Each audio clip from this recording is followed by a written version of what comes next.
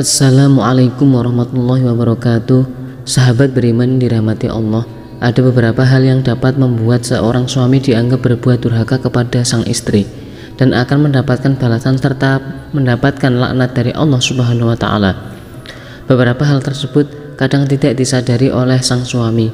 Lalu apa saja perkara yang dilaknat oleh Allah Subhanahu wa taala? Yang pertama adalah menjadikan istri sebagai pemimpin rumah tangga. Sebagaimana sabda Rasulullah SAW, tidak akan beruntung suatu kaum yang dipimpin oleh seorang wanita. Hadis riwayat Ahmad.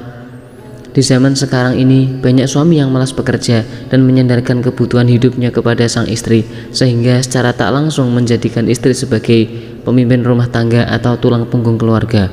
Lalu yang kedua, tidak memberi uang belanja ataupun nafkah. Sebagaimana sabda Rasulullah SAW, seseorang cukup berdosa bila ia menelantarkan belanja orang yang menjadi tanggung jawabnya. Hadis riwayat Abu Dawud. Pernikahan sebagaimana sabda Rasulullah SAW, barang siapa laki-laki yang menikahi seorang wanita dengan mahar sedikit atau banyak, tapi dalam hatinya berarti tidak akan menunaikan apa yang menjadi hak wanita itu, berarti dia telah menghancurkannya. Bila ia mati sebelum menunaikan hak wanita itu, kelak pada hari kiamat dia akan bertemu dengan Allah, yaitu sebagai orang yang fasik. Hadis riwayat At-Tabrani. Kemudian yang ketiga, mengabaikan kebutuhan seksual istri. Seorang suami yang berhubungan intim hanya untuk memuaskan kebutuhannya saja dan tidak peduli pada istrinya, sesungguhnya ia juga telah berbuat kesalahan.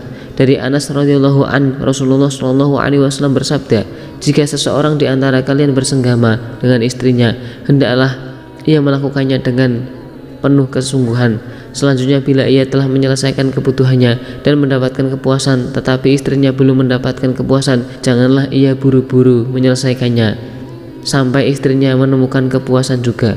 Hadis riwayat Abdul Razak dan Abu Ya'la Jami' Kabir. Lalu yang keempat, berjima pada istri ketika haid dan melalui dubur. Dari Ibnu Abbas berkata, Umar bin Khattab datang kepada Rasulullah SAW dan ia bertanya, "Ya Rasulullah, saya telah binasa. Apa yang menyebabkan kamu binasa?" Kemudian dia menjawab, "Semalam saya telah membalik posisi istriku, akan tetapi dia tidak menjawab sedikit pun." Lalu Rasulullah SAW bersabda, "Istri kalian adalah ladang bagi kalian, maka datanglah kalian di mana dan kapan saja kalian inginkan." Selanjutnya beliau bersabda, "Datanglah dari depan atau belakang, tapi jauhilah dubur dan ketika haid."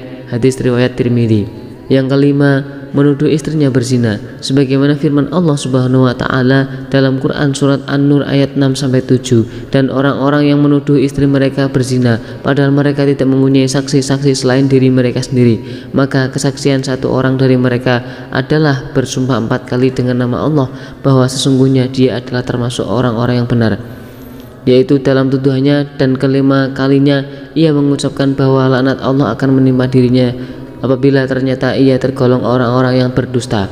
Quran surat An-Nur ayat 6-7. Kemudian yang keenam, memukul dan menjelek-jelekan istri di hadapan orang lain. Dari Muawiyah al-Qushairi ia berkata, "Saya pernah datang kepada Rasulullah SAW lalu bertanya, 'Ya Rasulullah, apa saja yang engkau perintahkan untuk kami perbuat terhadap istri-istri kami?' Kemudian Rasulullah SAW bersabda, 'Janganlah kalian memukul dan janganlah kalian memburuk-burukkan mereka.' Hadis riwayat Abu Dawud. Sahabat beriman yang dirahmati Allah, demikianlah pembahasan 6 perkara yang membuat Allah akan melaknat suami yang berbuat 6 perkara itu kepada istri. Semoga kita sebagai suami bisa kita hindarkan 6 perkara itu. Dan untuk para istri, jika suami Anda melakukan perbuatan 6 perkara tersebut, ingatkanlah bahwa perbuatan tersebut adalah mengundang laknat Allah kepada suami. Wallahu a'lam bishawab. Demikian yang bisa kami bagikan, semoga bermanfaat untuk kita semua. Amin amin ya rabbal alamin. Wassalamualaikum warahmatullahi wabarakatuh.